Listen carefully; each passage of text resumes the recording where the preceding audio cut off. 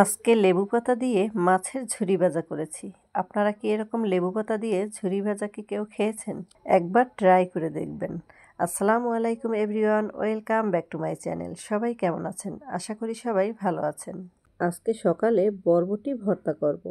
তাই বরবটিগুলো কেটে নিয়ে সুন্দর করে ধুয়ে নিয়েছি। এবার প্রেসার কুকারে 2টে সিটি দিলেই সেদ্ধ হয়ে যাবে। তাই প্রেসার কুকারে একটু পানি দিয়ে বরবটি সেদ্ধ বসিয়ে দিলাম। বরবটি সেদ্ধ করার আগে চা বানিয়ে সবাইকে খেতে দিলাম।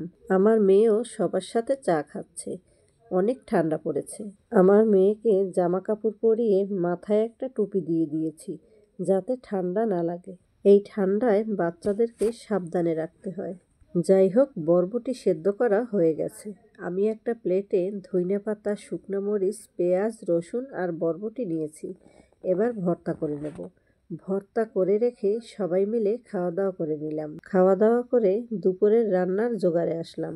এখানে আমার বড় জা ফ্রিজ থেকে গোশ নামিয়ে ভিজিয়ে রেখেছিল। আমার জা রান্নার জন্য গোশ কেটে দিতেছে।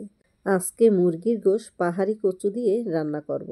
আপনাদের তো অন্য একটা ভিডিওতে এই কচু দেখিয়েছিলাম। এই কচুগুলোকে পাহাড়ি কচু বলে। আমি এদিকে চিচিঙ্গা ভাজি বসিয়ে দিয়েছি। আজকে চিচিঙ্গা ভাজি করব আর মুরগির গোশ কচু আনাজ দিয়ে রান্না করব আর মাছের ঝুরি ভাজা করব।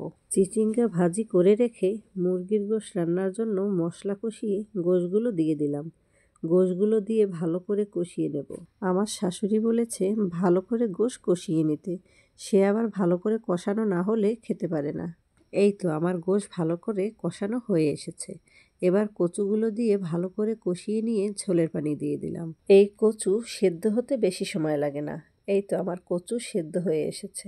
এখন জিরার গুঁড়া দিয়ে উঠিয়ে নেব। হয়ে গেল আমার গোশ রান্না।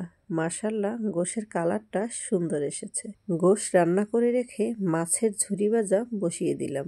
এই মাছগুলো কিন্তু প্রতিদিন সবাই খাওয়া দাওয়ার পর অনেক সময় 2-1 পিস মাছ থেকে যায়। ওই মাছগুলো দিয়েই আমার যা ঝুরি ভাজা করে ফেলে। আসলে কোনো জিনিস ফেলতে নাই। হালাল জিনিস সুন্দর করে তৈরি করে সবার সামনে দিলে খাওয়া হয়ে যায়। আর এই মাছের ঝুরি ভাজাটা খেতে কিন্তু অনেক ভালো লাগে। লেবু পাতা দেয়ায় সুন্দর একটা ঘ্রাণ আসে।